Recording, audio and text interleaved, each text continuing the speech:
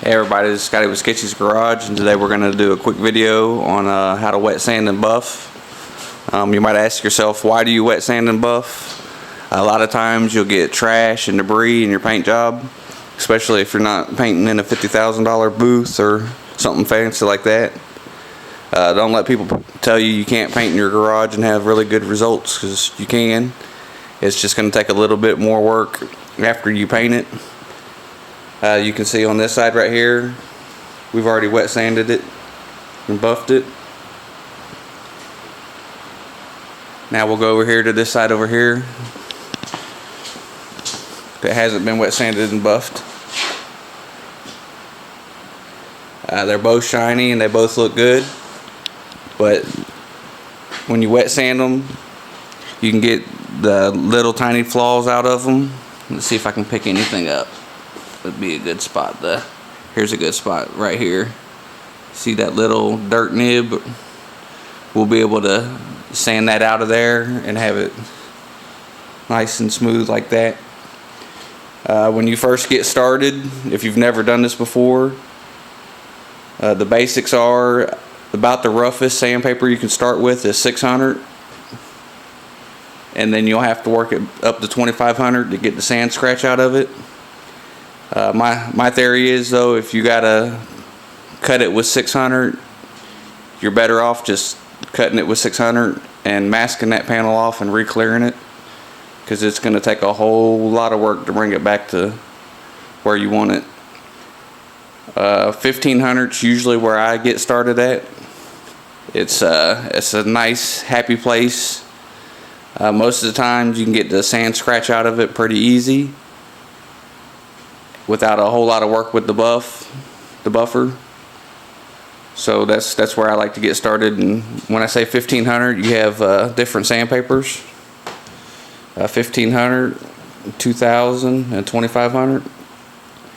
Usually with the 1500, I just go and catch all the dirt nibs and maybe a pass or two on the panel itself. I don't get super aggressive with it. Then I change to the 2000. And then basically get all the orange peel out of it with the 2000, and then finish up with the 2500. They make these pads called Trizac pads that you can run over them after that. A lot of people like them. Seems like they do good in some cases, and then some cases they don't. I prefer to basically just do it all by hand. The Trizac pads, they go on a DA. And you sometimes get little curly cues in the clear coat, and I can't stand that, so I'd just rather do it all by hand. And just it takes a little bit longer, but I think the end result's better. Another thing you need to be concerned with is the water that you wet sand with. If it was a show paint job, I actually use distilled bottle water or distilled water, or if it's just a daily driver, a real nice cruiser, I'll just use the regular water. If you have well water, you may run into some problems. When we first moved here, we had well water, and I kept getting real super faint scratches in it, and I changed the water I was using, and then that was no longer an issue. When you first get started, you want to make sure your panel's good and clean. Make sure it don't have no dust or debris or anything on it, because if you start sanding with it, that's going to act as a sanding compound. So you just want to make sure it's good and clean, doesn't have nothing on it. Another thing is, when you get to the sanding process itself, you want to change the way you sand. Like, you don't want to start with 1500, sand like this, change to 2000, sand like this, and change to 2500 and sand like this. Because what it ends up doing is it'll put striations. It'll polish out and you won't see it, but it'll look like kind of like wood grain. If you catch it just right, you can see the like sand line in it. So you want to make sure you always change which way you're sanding. I usually will first go around, sand something like this. Then my next go around, I'll come back and sand like this. And then usually on the 2500, I actually spin it in a circle A lot of people say you shouldn't do that, but the buffer spins in a circle, so I can't see where spinning the sandpaper in a circle is going to hurt. I will say don't start with a circle, because if you're sanding in a circle and grab a piece of trash out, you'll spin it in a circle, and you'll have a faint line that you'll have to get sanded out of there. When you first get started, like say, start with your 1500.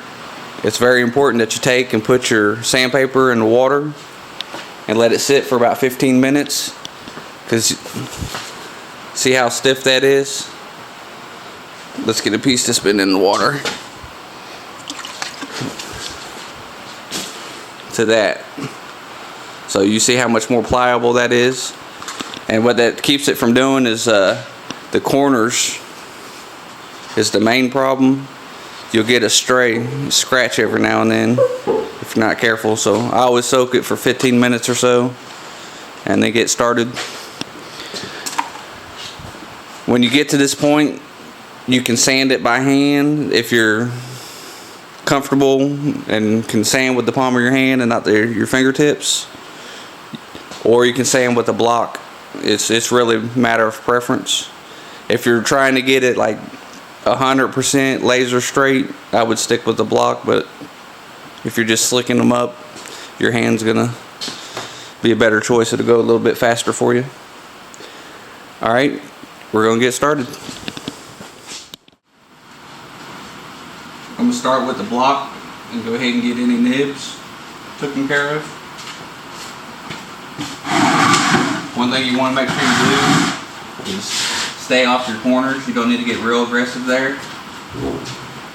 The paint has a tendency to be a little bit thinner there, so I usually don't even sand them until I get to the last stage.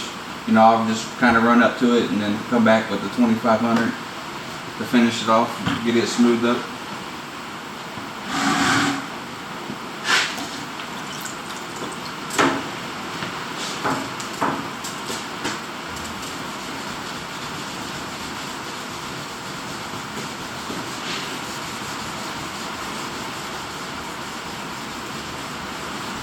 It don't take a lot of pressure. You can just let the paper do the work. Some people add soap to their water. I've done it both ways. I can't really see a difference, so I just stick with water.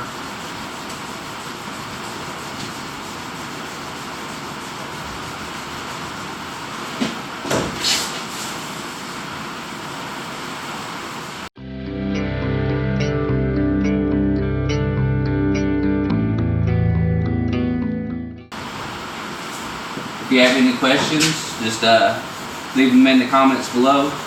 That's the hard thing about trying to teach over camera. You really don't know someone's experience. So if you have any questions, feel free at all to ask them.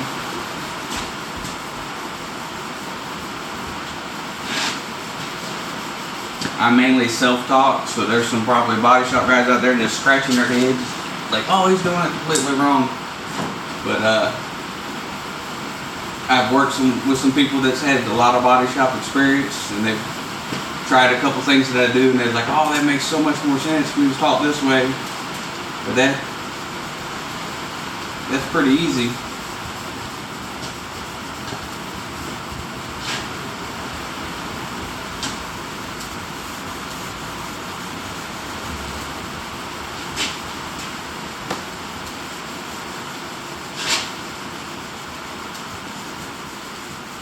Like I said, there don't really have to be no rhyme or reason to the way you sand it. Just you want to make sure you change up your sanding pattern.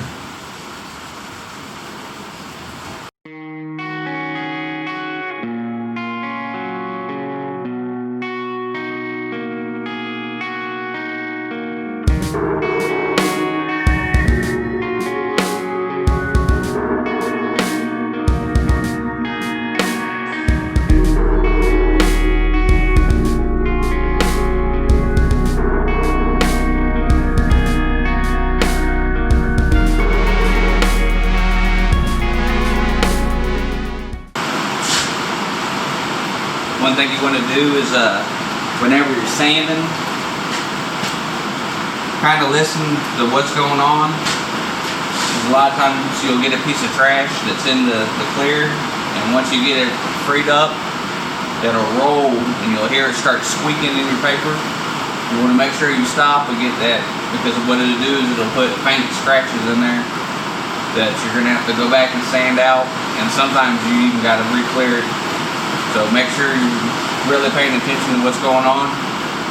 I had a guy that used to work for me that was bad about that. He'd put his headphones in and he'd be sanding away and he'd get a piece of trash, and then before you know it, we'd have to re-clear a panel because it would gouge the clear so deep we couldn't sand it back out.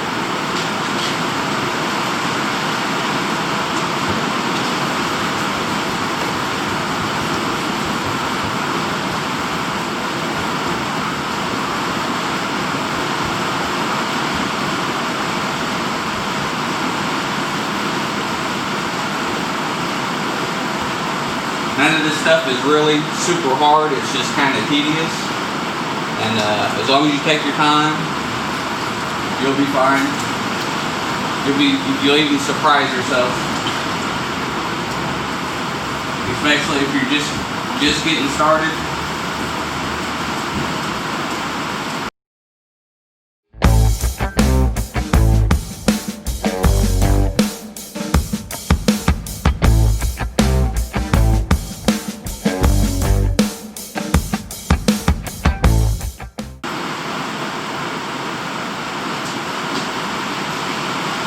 With that top cut off a little bit, I'll be able to show you what's going on a little.